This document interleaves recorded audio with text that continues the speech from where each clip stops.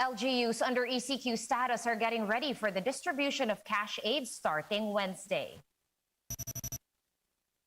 Malacanang says that 11% of the country's population has been fully vaccinated against COVID-19. More than 30 minors at a home care facility in Cebu City have tested positive for COVID-19.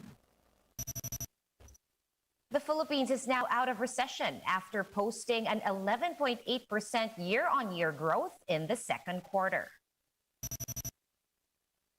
And in politics, the proposed Go-Duterte tandem of the ruling PDP Laban Party is nothing but a smokescreen, according to Pacquiao ally Ron Munsayac.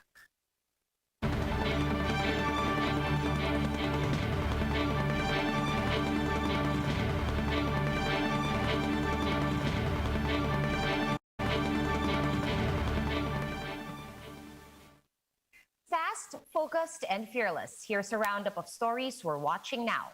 I'm Sean Yao. Metro Manila LGUs continue to ramp up their vaccination efforts while ayuda distribution is all set to start across the capital region tomorrow. Pat Mangune with the report.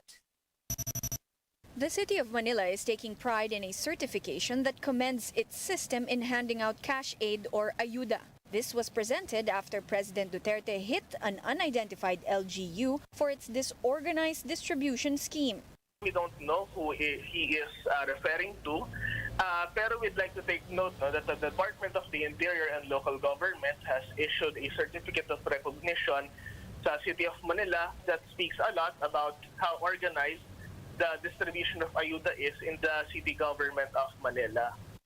Duterte also criticized an unnamed city mayor for his or her lewd photos circulating online. The camp of Manila Mayor Isko Moreno refused to comment about the chief executive's pronouncements. Well, I don't know about that kasi hindi niya naman pinangalanan. I don't know who he is referring to unless he names it. The Manila LGU received a copy of the joint memorandum circular on the ayuda payout starting Wednesday. Meaning, mismong LGU ang pupunta sa mga communities para i-distribute ang ayuda. And ito na rin siguro ang paraan para ma-verify natin na totoong tao ang tatanggap. Barangays in Manila are set to start handing out certificates to claimants in their list of beneficiaries. They also reminded residents that the supposed no vaccine, no ayuda policy is fake news. Malaking pinagbago. Nawala yung pila sa labas, nagkaroon tayo ng tinatawag na control. Even under the ECQ classification, vaccination drives continue across the capital. In Manila, walk-ins are prohibited, so lines no longer overflow outside vaccination sites. All they need are their barangay stubs and proof of appointment to get their shots. Mas maganda po, ma'am, para di na ma-stress pag pila. Bakit? Kasi mahasil ka kung pila ka pa.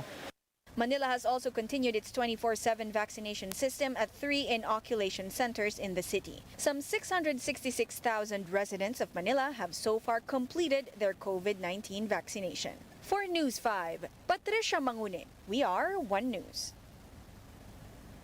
The Budget Department is ready to release cash aid funds to ECQ areas outside Metro Manila. In today's Laging Handa briefing, DBM spokesperson Rolando Toledo said that 2.7 billion pesos will be given to Laguna, while 700 million pesos in ayuda funds have been allotted for Bataan. In Metro Manila, LGUs are all set for the ayuda distribution starting tomorrow after receiving an overall cash aid budget of 10.8 billion pesos. The DBM has assured the public that they will request for additional funds if the 2-week ECQ period is extended. As a policy po natin, lahat po ng dinideclare po na under ECQ, sila po ay makakatanggap ng karampatang ayuda.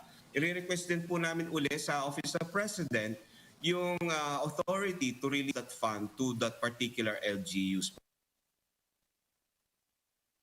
And 31 minors staying at a home care facility in Lapu-Lapu City in Cebu have tested positive for COVID-19. Mayor Junard Chan said the children contracted the virus prior to their supposed travel to Iloilo City. Majority of the infected children aged 6 to 19 were asymptomatic, while some exhibited mild symptoms like cough. Aside from the 31 minors, one personnel of the facility also tested positive for COVID-19. Health authorities are still investigating how they got the virus. Those who tested positive are now isolated at the third floor of the facility and are being monitored by the City Health Office personnel. And the Health Department reported 8,500 new COVID-19 cases on Tuesday. It explained that this relatively low figure is once again due to the low turnout of some testing laboratories. 79,000 of the 1.67 million infections are still active. Meanwhile, 92 more deaths were confirmed in the last 24 hours, bringing the death toll to 29,200. Meanwhile, total recoveries are currently at 1.56 million, with 7,900 new survivors overnight. We're going to pause for a quick break, but we will be back with more stories after that. Keep it here.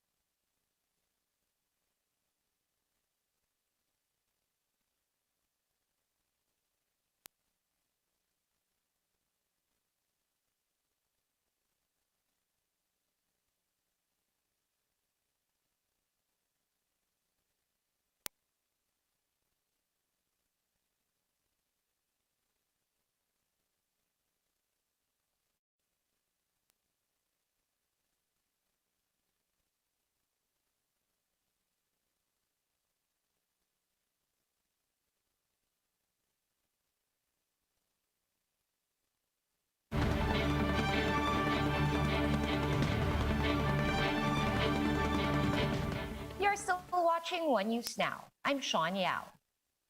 Experts warn that people are more prone to mental health issues during the COVID-19 pandemic. Greg Gregorio has the story. Engineer James Wong has been a professor for 6 years. More than a year ago, he and other professors from various academic institutions were forced to shift to a virtual setup due to the COVID-19 pandemic. For him, the online setup made it twice as hard to teach, especially engineering courses. It's very, very hard, I must say. No, as a professor for already 6 years, siyempre nasanay ako sa physical, sa face-to-face. Mahirap. Especially, limbawa sa engineering, computation. So this is not anymore the usual whiteboard. As a coping mechanism for his stress, he used to take naps between teaching sessions, bike around their community, or have a quick trip to the nearest mall. But Engineer Wong admitted that this stress has aggravated his mental health issues following a major life event back in 2019. He says he made it a point to balance his work and life, and eventually sought professional help. Prayer is really essential. Mahalaga yung na-acknowledge natin na we need help. Kasi mahirap kapag nandun tayo sa point na in denial. Kasi hindi nagagamot o hindi na iaayos yung dapat ayusin. Like Engineer Wong, more individuals are experiencing mental health issues amid the pandemic, according to the health department. Sometimes they tend to have this, yung hindi na maintain yung work-life balance. The tendency is that hindi mo na alam, hindi ka psychologically prepared, no? Nawawala yung boundaries ng yung line between working and yung personal life mo. With this, the crisis hotline of the National Center for Mental Health has seen a fourfold increase in calls received, including from adolescents.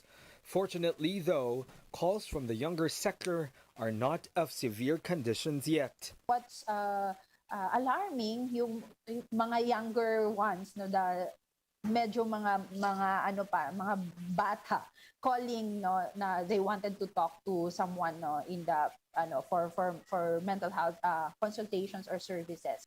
Thus, the agency recommends various self-care measures, such as taking care of one's body, assessing stress or anxiety triggers, finding hobbies that will relieve stress or calm you down, and talking to people you're comfortable with. If these non-pharmaceutical interventions are not enough, seek professional help through the NCMH's crisis hotline. Meanwhile, the DOH said it is also looking into a study in Europe about patients manifesting neuropsychiatric symptoms 6 months after recovering from COVID-19. It's published, no, by the Lancet Commission, so it's somewhere in Europe. Ang sinasabi niya, some of them really have depression, some of them are yung brain fog na tinatawag, so they kind of have this memory impairment. Some of them are they're not really functioning the same way before they had COVID. For News 5, Greg Gregorio, we are One News. Here's a quick look at today's other top stories. Malacanang reports that over 11 million Filipinos, or around 10% of the country's population, has been fully vaccinated against COVID-19. The government is aiming to inoculate 50 to 60 million individuals, mostly from Metro Manila, in order to achieve herd immunity against the virus by the end of the year. And the Philippines looks to be out of recession territory after posting an 11.8% year-on-year growth in the second quarter. But economists are warning that this growth could be a distortion coming off of a low baseline after the impact of COVID-19 on businesses.